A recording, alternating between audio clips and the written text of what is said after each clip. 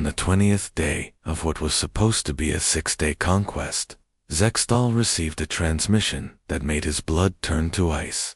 The message came through on a secure Vorthok military channel that no human should have been able to access. The sender was Jake Morrison, the same human captain who had begged for peace 3 weeks earlier. But Morrison was no longer asking for mercy. His image appeared on Zextal's command screen with a confidence that radiated danger. Behind Morrison stood other humans, all wearing expressions of calm determination. They were not desperate survivors hiding in bunkers. They looked like victorious commanders, preparing to discuss surrender terms. "Commander Zextal," Morrison said, his voice steady and clear, "I am contacting you to offer terms for the immediate withdrawal of all Vorthok forces from Earth and our solar system." Zextal stared at the screen in disbelief. Morrison was offering terms to him, as if the humans had won the war. The arrogance was staggering. "Human," Zextal replied, trying to keep the uncertainty out of his voice. "You are in no position to make demands. Your world is under our control." Morrison smiled, and that smile contained something that made Zextal step backward. It was not the desperate grin of someone facing death. It was the confident expression of someone who held all the winning cards. "Commander, let me show you something," Morrison said. The transmission switched to external cameras that showed the space around Earth. What Zextal saw made him understand that everything had changed. Surrounding his fleet were dozens of ships that had not been there the day before, but these were not the primitive human vessels he had observed during his arrival. These ships were sleek, powerful, and obviously built using technology that exceeded anything in the Vorthok arsenal. "These ships were built in the past 2 weeks, Morrison explained calmly, "using your technology as a starting point, but with certain human improvements. Our engineers found your designs to be adequate, but lacking in several key areas." Crix rushed to Zextal's side, his scales pale with shock. "Commander, our sensors show that those human ships are more advanced than ours. Their weapon systems alone are generating energy readings that exceed our most powerful dreadnoughts." Morrison continued speaking as if he could hear their conversation. "Perhaps you would like to meet some of the people responsible for our rapid advancement." The transmission shifted to show a young woman standing in what appeared to be a vast factory complex. She was introduced as Katie Brooks, the college student who had been analyzing Vorthok tactics using social media algorithms. "Hi there," Brooks said cheerfully, waving at the camera.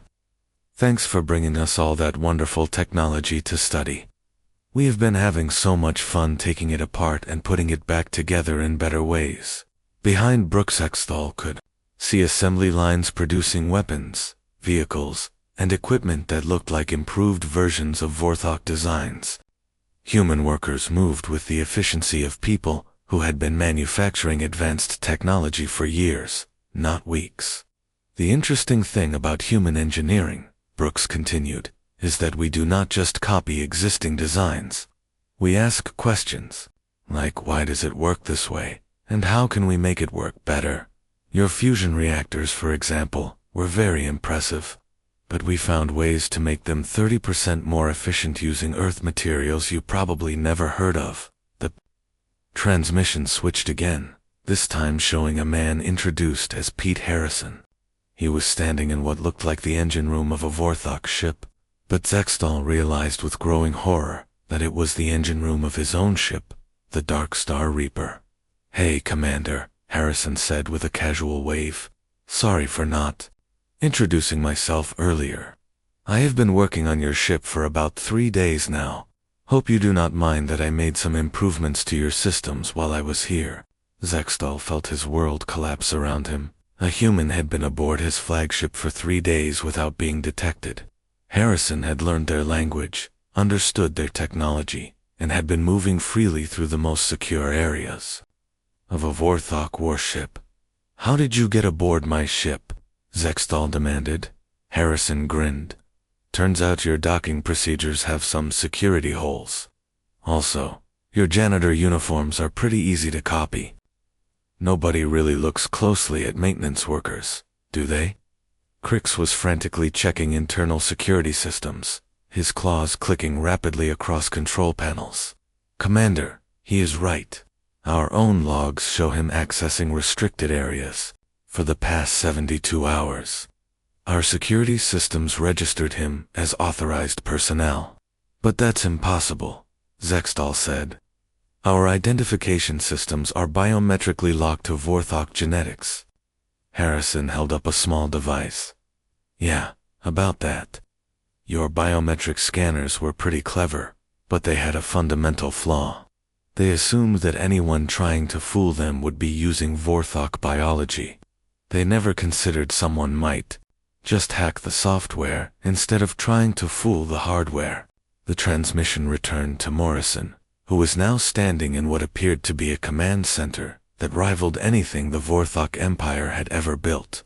Screens around him showed real-time tactical information about every Vorthok ship in the fleet. Commander Zextal, Morrison said, I want you to understand something important. We are not angry about your invasion.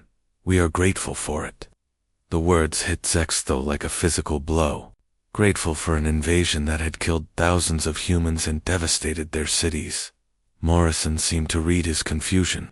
You see, Commander, humanity has been stuck on one small planet for our entire history. We have always wondered what we might be capable of if we were truly challenged, if we had access to advanced technology, if we were forced to innovate or die. He gestured to the screens around him. Thanks to your visit, we now know the answers to those questions. In 3 weeks, we have advanced our technology by centuries. We have unified our entire species under a single command structure. Most importantly, we have learned that we are very, very good at this. Another human appeared on screen, an elderly woman introduced as Dr. Helen Carter. She was standing next to a device that made Zextal's scales stand on end with instinctive fear. This is what we call a quantum destabilizer, Carter explained proudly. It is based on your energy weapon technology, but with some modifications that make it considerably more effective. When fired at a ship, it does not destroy the vessel. It simply removes it from existence. Carter activated the device, and Zextal watched in horror as one of his own escort ships simply vanished. No explosion, no debris, no energy signature. The ship was there one moment and gone the next, leaving only empty space. The wonderful thing about quantum destabilization, Carter continued, is that it works on any target. Regardless of size or shielding, planets, moons, entire fleets, it makes no difference to the device. Morrison stepped back into view. Commander, here are our terms. You will withdraw all Vorthok forces from Earth and our solar system immediately. You will leave behind all your technology and equipment for us to study. In return, we will allow you to return to your empire with one ship and enough crew to deliver a message. What message? Zextal asked, though he dreaded the answer. Morrison's expression became deadly serious. That humanity is no longer confined to one world, that we are coming to the stars, and that any species that threatens us will discover exactly how creative humans can be when they are properly motivated. Harrison appeared on screen one final time, now wearing a Vorthok uniform that fit him perfectly. Oh, and Commander, I will be keeping this ship. Earth could use a nice flagship, and frankly, your engineering could use some human improvements. Alarms began blaring throughout the Dark Star Reaper as Harrison casually walked toward the escape pod bay. Thanks for the ride, and thanks for the technology. Earth sends its regards. As the escape pod launched, and Harrison's laughter echoed through the ship's communication system, Zextal finally understood the truth about humanity. They were not a primitive species that had gotten lucky. They were not desperate survivors who had fought harder than expected. They were a race of beings who had been waiting their entire history for someone to show them what they were truly capable of achieving. The Vorthok Empire had not invaded Earth. They had awakened something that the galaxy was not prepared to face. The humans had not defeated the Vorthok through superior strength or better weapons. They had won by being exactly what they appeared to be, a species that treated the impossible as merely inconvenient, that found joy in the face of annihilation, and that considered every challenge as an opportunity to prove that human potential had no limits. As Zextal prepared the withdrawal order that would end the Vorthok Empire's first military defeat in 3 centuries, he realized that the real nightmare was not the battle they had just lost. It was the knowledge that somewhere in the galaxy, humanity was now building ships, developing weapons, and preparing to show the universe exactly what they had learned from their first contact with alien warfare. The hunters had become the hunted, and the hunt was just beginning. By the second week of the invasion, Zextal realized he was fighting an enemy that did not follow any known rules of warfare. The humans had weaponized everything, including things that should never have been weapons at all. The first report that made him question reality came from a retirement community in Florida. A group of elderly humans, most over 70 years old, had somehow eliminated an entire Vorthok strike team. The incident report was so bizarre that Zextal read it 3 times before believing it. The elderly humans were led by a woman named Ruth Parker, who had been a nurse during human wars decades earlier. When Vorthok soldiers surrounded their retirement home, Parker and her friends had not panicked or surrendered. Instead, they had turned their facility into a killing machine. They used wheelchairs as mobile weapon platforms, mounting human firearms on the armrests. They converted their medical oxygen tanks into explosive devices that could be triggered remotely. Most cleverly, they had flooded the ground floor with a mixture of cleaning chemicals that became poisonous gas when Vorthok soldiers broke down the doors. The Vorthok strike team had entered the building, expecting to find helpless old humans hiding in fear. Instead, they found themselves trapped in a maze of corridors, where every door led to another trap. Ruth Parker herself had used her walking frame to trigger the final explosion that brought down the entire building, killing herself and the remaining alien soldiers.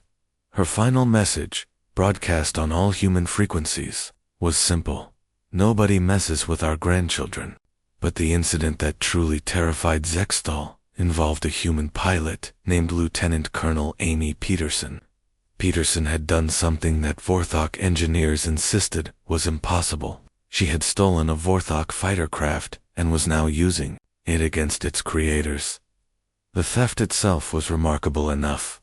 Peterson had somehow infiltrated a heavily guarded Vorthok landing zone, disabled the security systems, and escaped with one of their most advanced fighters. But what she did next defied all logic. Peterson had not only learned to fly the alien craft, she had improved it.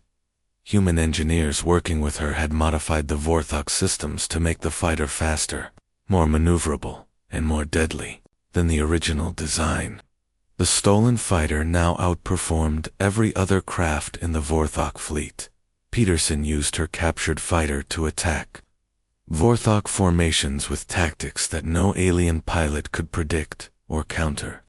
She would appear from impossible angles, strike with devastating precision, and vanish before Vorthok fighters could respond. Her attacks were so unpredictable that Vorthok pilots began refusing to fly combat missions over Earth.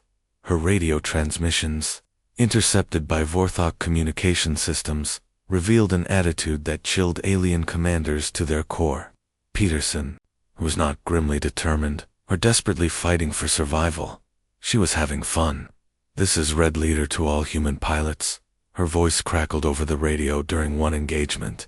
"These alien ships handle like flying bricks. Come on up here and get yourself some target practice." Even worse were the reports of humans turning their emotions into tactical weapons. A man named Carl Davidson had witnessed the destruction of his hometown by Vorthok bombardment. His response was not grief or despair, but cold, calculating rage. Davidson had convinced the survivors in his area to flood a valley using a damaged dam, then electrify the water using power lines from the destroyed city. when Vorthok ground forces arrived to establish a base in the valley. They found themselves fighting in an electrically charged lake, while humans in rubber boats attacked them with improvised weapons. Davidson himself had wired his boat with speakers that played loud human music during the attack. As Vorthok soldiers died in the electrified water, Davidson's voice could be heard over the chaos. "Welcome to Earth, boys. Hope you can swim." The attack destroyed an entire Vorthok battalion and left the valley too dangerous for alien forces to occupy. But perhaps the most disturbing development was the rate at which humans were advancing their technology. Dr. Helen Carter, a nuclear physicist, had studied captured Vorthok energy weapons for less than a month before creating something that should have been beyond human understanding. Carter called her invention a quantum destabilizer. When she tested it on a captured Vorthok cruiser, the results defied everything the aliens knew about physics. The ship did not explode or burn. It simply stopped existing, leaving behind only empty space where a massive warship had been moments before. Carter's research notes, intercepted by Vorthok intelligence, showed that she had not only understood Vorthok energy weapon technology, but had found ways to improve it that Vorthok scientists had never considered. Her weapons were smaller, more efficient, and infinitely more deadly than anything in the alien arsenal. The psychological reports reaching Zextal painted a picture of an enemy that treated warfare as an intellectual challenge. Humans were not just fighting back against the invasion. They were studying it, learning from it, and using the knowledge to become more dangerous than their invaders. A group of college students led by a young woman named Katie Brooks had turned social media algorithms into military intelligence tools. They were using human communication networks to predict Vorthok troop movements with accuracy that exceeded alien strategic computers. Brooks and her team had created a system that analyzed every piece of information about the invasion, from casualty reports to supply convoy schedules, and used that data to anticipate Vorthok strategies. Their predictions were so accurate that human resistance fighters were often waiting in ambush before Vorthok forces even began moving to their targets. Most unsettling of all, the humans had begun to enjoy the technological challenge. Intercepted communications showed scientists and engineers discussing alien technology with the excitement of children opening presents. They were not afraid of Vorthok science. They were thrilled by the opportunity to learn from it and improve upon it. A farmer named Joe Miller had somehow converted his agricultural equipment into weapons capable of destroying Vorthok dreadnoughts. His modifications were so clever that Vorthok engineers studying the wreckage could not understand how human farming tools had been turned into ship-killing weapons. Miller's final transmission before his farm was destroyed by orbital bombardment showed the attitude that was spreading among all humans. "Thanks for the free technology lessons, lizard boys. Earth's got some new tricks to show you." The breaking point came when Zextal learned that humans had not only been studying Vorthok technology, but had been improving it beyond recognition. Human versions of alien weapons were more powerful, more reliable, and more efficient than the originals. Commander Zextron brought the final report that shattered Zextal's confidence completely. Human forces had begun manufacturing their own versions of Vorthok equipment, using Earth materials and human engineering principles. The results were superior to anything the Vorthok Empire had ever created. Commander Zextron said, his voice hollow with shock. "They are not just copying our technology. They are perfecting it. Human energy weapons are now more powerful than ours. Human armor is lighter, but stronger than ours. Human ships, built from our designs, but with their modifications, are faster and more maneuverable than anything in our fleet." Zextal stared at the tactical displays, showing the current state of the invasion. What should have been a simple conquest had become a technological arms race that the humans were winning. The species he had dismissed as primitive was now out-engineering an empire that had conquered 17 star systems. "Sir," Zextron continued, I believe we must consider the possibility that this species has been deliberately concealing their true capabilities. Everything we observed about their technology and military might have been, a performance. The words hit Zextal like a physical blow. If the humans had been pretending to be weak, if their apparent primitive technology had been a deception, then the Vorthok Empire had not invaded a helpless world. They had walked into a trap set by a species that understood warfare better than they did, and the trap was closing around them with every passing day. 3 days after the invasion began, Zextal faced something he had never encountered in 3 centuries of conquest. The humans had done the impossible. They had adapted. The change started with their communications. Captain Jake Morrison, the same weak-looking human who had begged for peace, was now appearing on every communication channel across the planet simultaneously. His voice reached into every human settlement, every military bunker, and every refugee camp. He was coordinating resistance efforts with a precision that made Zextal's best tactical computers look slow. Morrison was no longer asking for mercy. Instead, he was giving orders with the authority of a seasoned war commander. His messages were short and clear: which roads to block, which buildings to fortify, which Vorthok patrols to avoid, and which ones to attack. Somehow, this human had created a planet-wide military network in less than 72 hours. But Morrison was not working alone. A human engineer named Lisa Rodriguez had achieved something that should have been impossible. She had studied the wreckage of destroyed Vorthok landing craft and somehow understood their technology well enough to create countermeasures. Within 2 days, she was broadcasting instructions on how to build devices that could disrupt Vorthok shields. Zextal watched in disbelief as his technical officers showed him recordings of humans following Rodriguez's instructions. A group of farmers in Kansas had built shield disruptors from farm equipment and spare parts.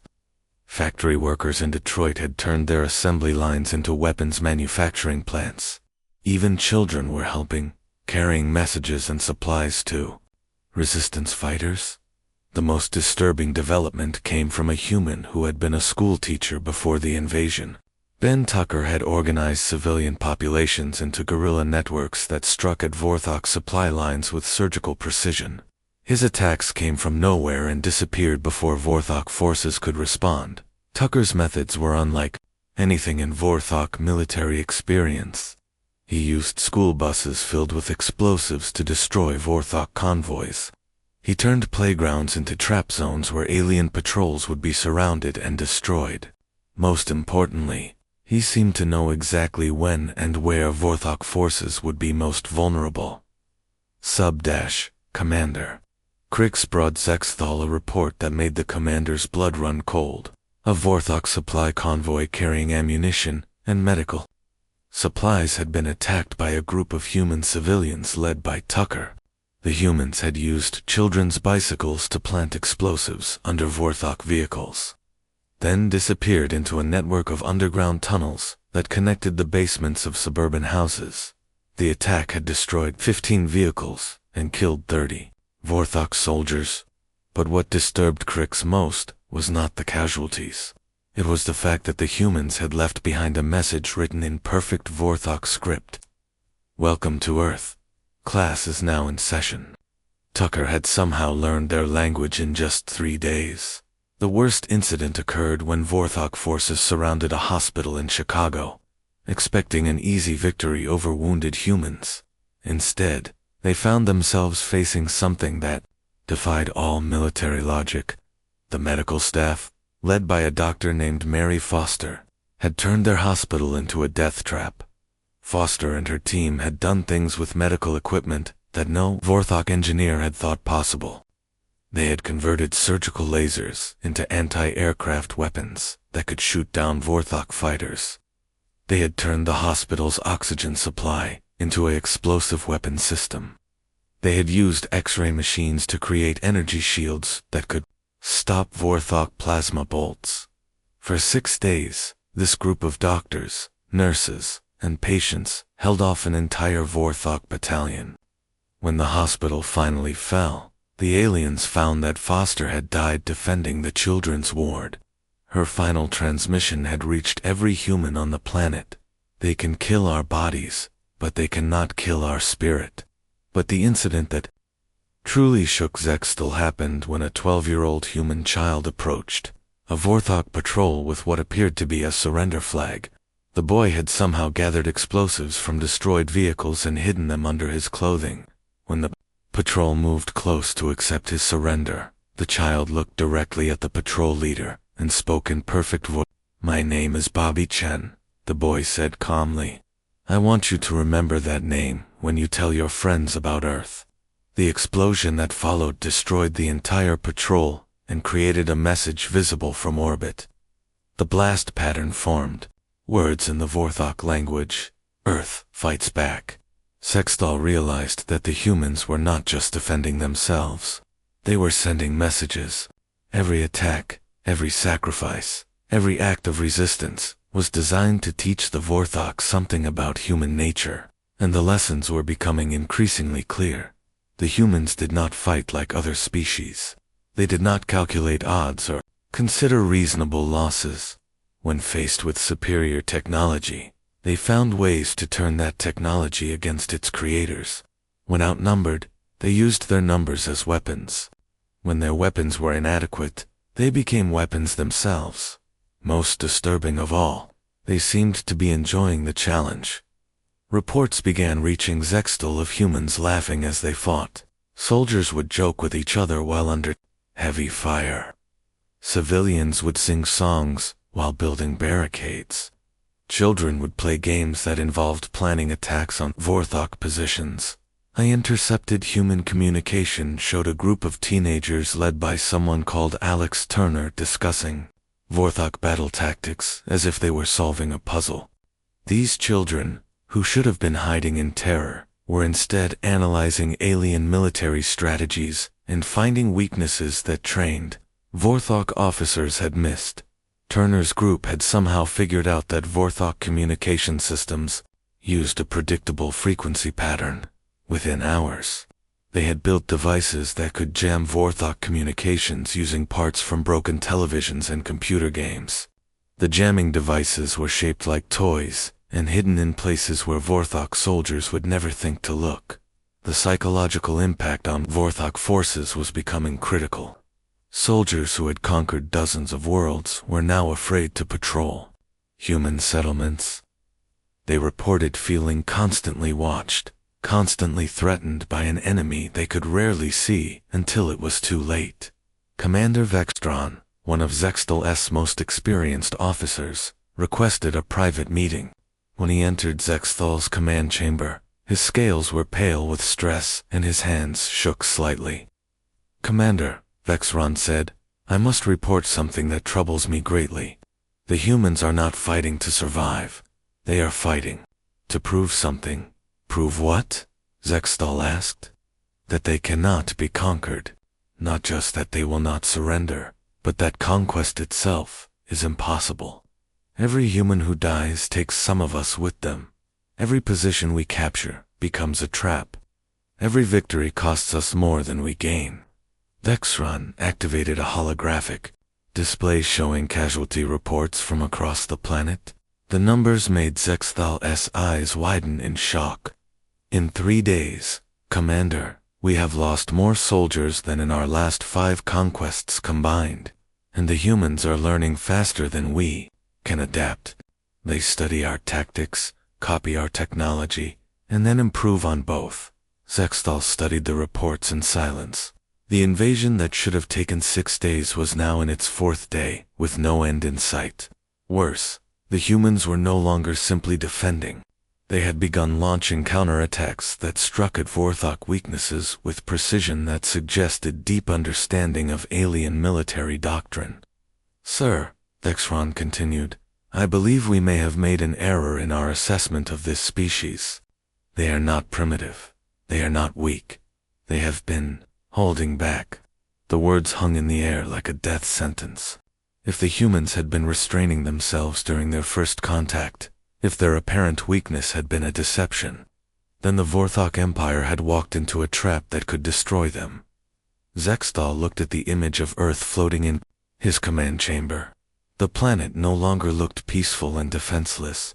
It looked like a predator that had been waiting patiently for prey to come within striking distance. And now the hunt had begun. The invasion began exactly as Zextal had predicted. 50 Vorthok warships descended through Earth's atmosphere like falling spears. Their dark hulls cut through the clouds as human missiles exploded harmlessly against their shields. The primitive weapons created bright flashes, but left no damage on the alien ships. Human fighter jets swarmed around the Vorthok vessels like angry insects. Their pilots fired everything they had, but the bullets and energy beams bounced off the alien armor, without leaving so much as a scratch.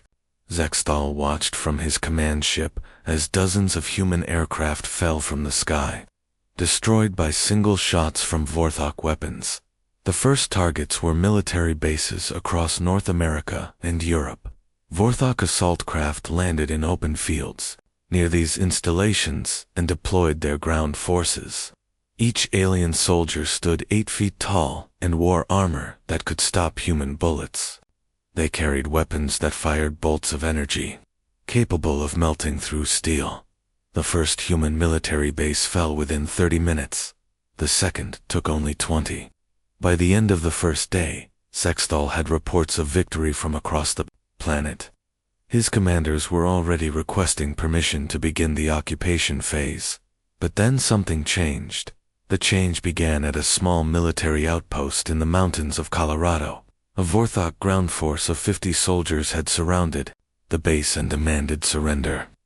The human commander, a man named Colonel Peters, had agreed to surrender talks. Everything seemed normal until the Vorthok soldiers entered the base compound. Waiting for them was a squad of human soldiers led by a sergeant named Danny Collins. Collins was not impressive to look at. He stood barely 6 feet tall and weighed, perhaps 200 pounds. His uniform was dirty and torn. His face was covered with dust and dried blood from the earlier fighting. When Collins saw the towering Vorthok warriors enter his base, he should have dropped his weapon and raised his hands in surrender. Instead, he smiled. "Boys," Collins said to his squad, "looks like we got some big ugly lizards who think they own the place." The Vorthok squad leader, a veteran warrior named HFY, was confused. This human was outnumbered 10 to 1. His weapons could not penetrate Vorthok armor. His base was surrounded and cut off from reinforcements. Yet he was making jokes. Human HFY said in his deep, threatening voice, "Surrender now, and you will die quickly." Collins looked at his men, then back at the aliens. His smile grew wider. "You know what, big guy? I got a better idea." What happened next would be talked about in Vorthok military circles for generations. Collins reached into his belt and pulled out 3 metal objects, human grenades. Primitive explosive devices that any Vorthok soldier could survive if they were far enough away. But Collins was not planning to throw them. "Remember the Alamo," Collins shouted, though none of the Vorthok understood what that meant. He pulled the pins from all 3 grenades, held them against his chest, and ran directly at the center of the alien formation. The explosion killed Collins instantly. It also killed 6 Vorthok soldiers and wounded 8 more. The remaining aliens stood in shock, staring at the crater where the human had been standing just seconds before. HFY had served in 43 battles across 20 different worlds. He had seen species surrender, fight desperately, and even fight to the last soldier. But he had never seen anything like what Collins had just done. The human had killed himself simply to take a few enemies with him. He had smiled while doing it. The other human soldiers in Collins' squad watched their sergeant die, then picked up their weapons and continued fighting. They should have been demoralized by their leader's death. Instead, they seemed inspired by it. They fought harder, took greater risks, and refused to surrender, even when their position became hopeless. Within hours, similar reports began reaching Zextal from across the planet. Humans were not fighting like any species he had encountered before. They did not calculate odds or consider reasonable losses. When faced with impossible situations, they did impossible things. A human pilot named Captain Rodriguez flew her damaged fighter jet directly into a Vorthok landing craft, destroying both aircraft and killing herself in the process. A group of human Marines led by Lieutenant Barnes used themselves as human shields to protect civilian refugees, fighting until every single Marine was dead but the civilians had escaped. Most disturbing too, Zextal was a report from a Vorthok commander named Vextron.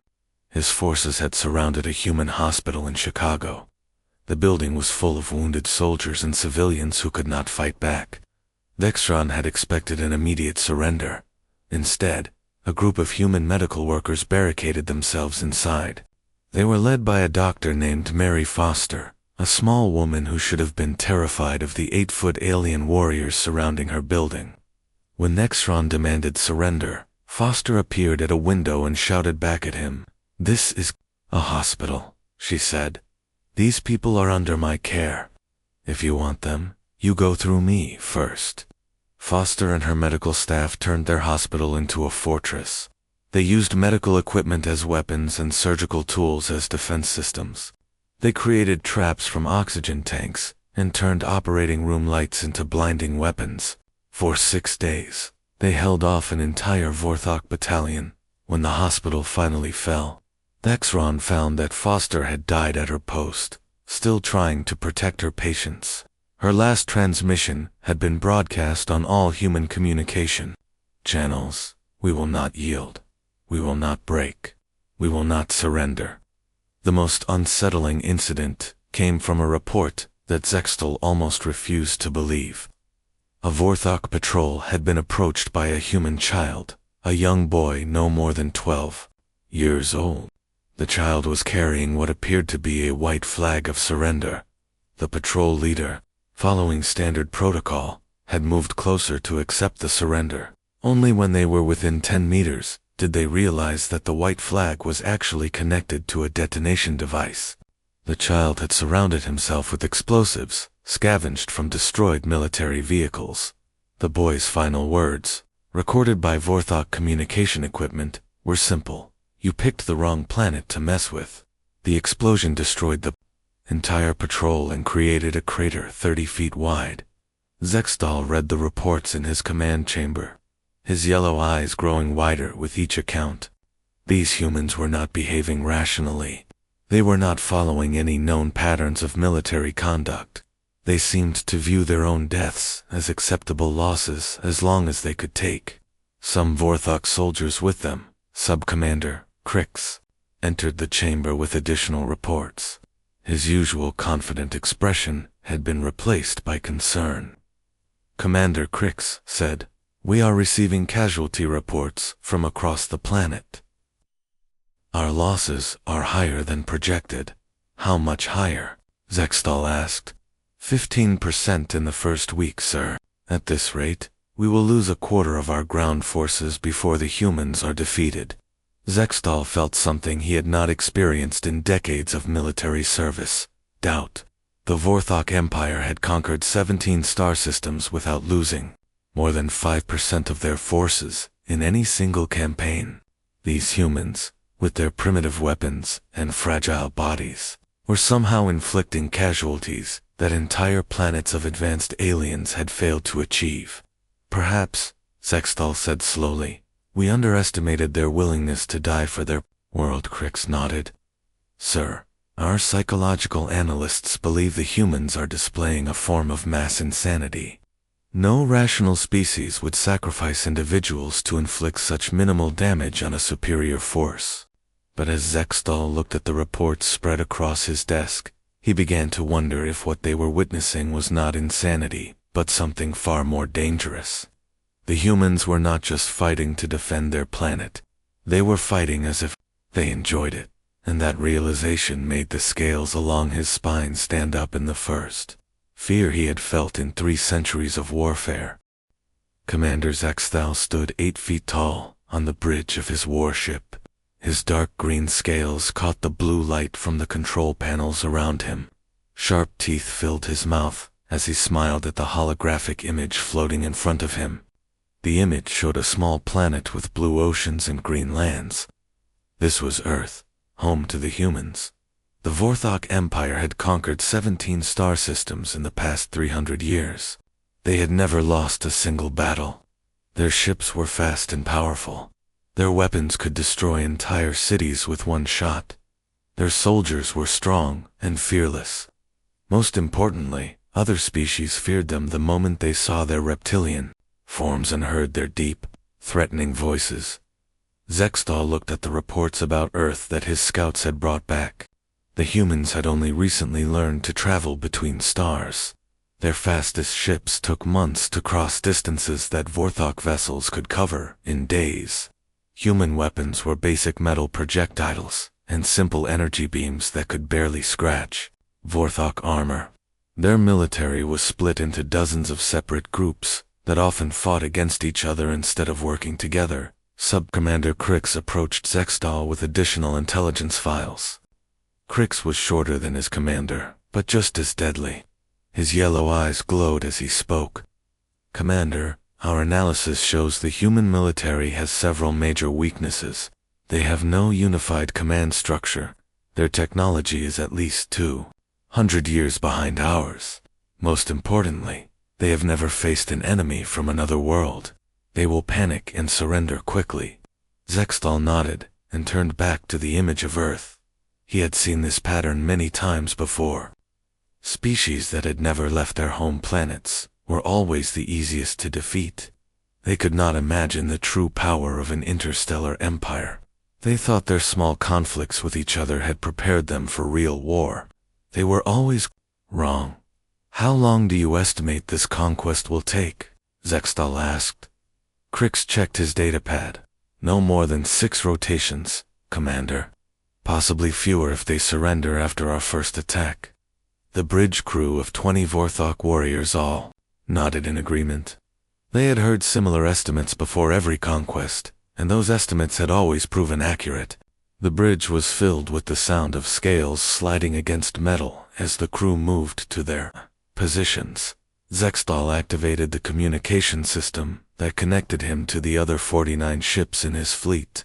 Each ship carried 500 soldiers and enough firepower to level a continent. The combined force was more than enough to conquer worlds with populations in the billions.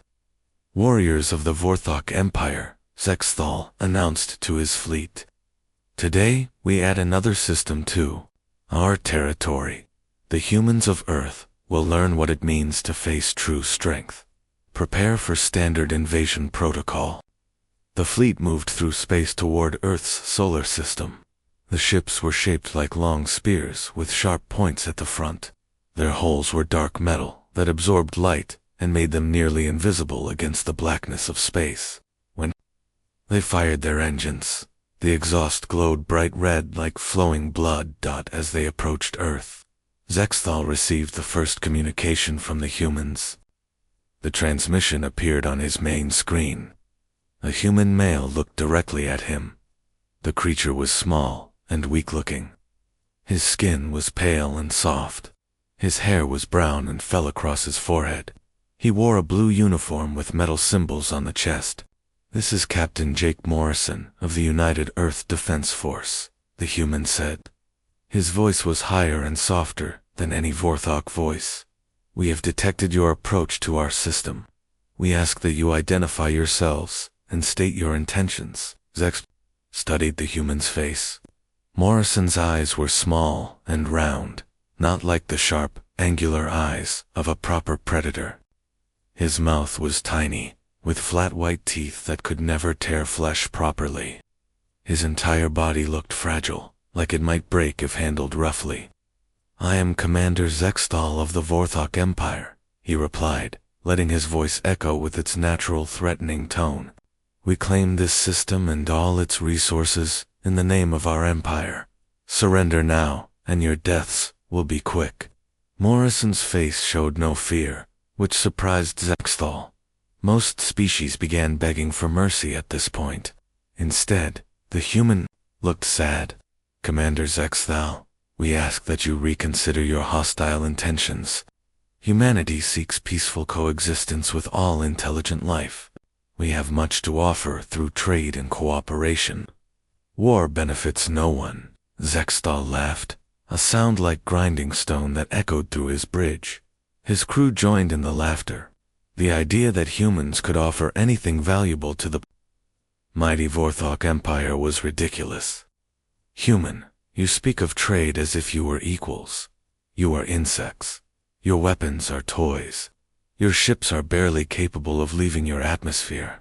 What could you possibly offer that we cannot simply take? Morrison was quiet for a moment. When he spoke again, his voice was steady. We offer our friendship, Commander. We offer our knowledge and our willingness to learn from you. We offer peace. Peace, Zextal repeated, making the words sound like a curse. Peace is what the weak offer when they cannot fight. The strong take what they want. He gestured to Crix, who cut the transmission. The screen went black, leaving only the image of Earth hanging in space before them. Pathetic, Zextal said to his bridge crew. Did you see how small and weak that human was? Did you hear how he begged for peace instead of preparing for battle? This will be even easier than we thought. The crew agreed with growls and hisses of approval. They began checking their weapons and preparing the landing craft for the invasion. Zextal looked at Earth one more time. The planet looked peaceful and quiet, spinning slowly in the darkness. No massive defense fleets moved to intercept them. No powerful shields protected the planet. No threatening messages warned them to stay away. Begin the attack, he commanded. Target their largest population centers first. Once we destroy a few cities, the rest will surrender without a fight. The Vorthok fleet moved into attack formation, their weapons powered up, creating a low humming sound throughout the ships. Landing craft prepared to launch toward Earth's surface. Soldiers checked their armor and weapons one final time. Zextal felt the familiar excitement that came before every conquest. Soon, another world would bow before Vorthok power. The humans would learn that their small, weak species was no match for true warriors. Earth would become another trophy in the Empire's long list of victories. He had no way of knowing that he was about to face the greatest challenge of his military career. The humans were unlike any enemy the Vorthok had ever encountered, and their apparent weakness would prove to be the most dangerous deception in the history of galactic warfare.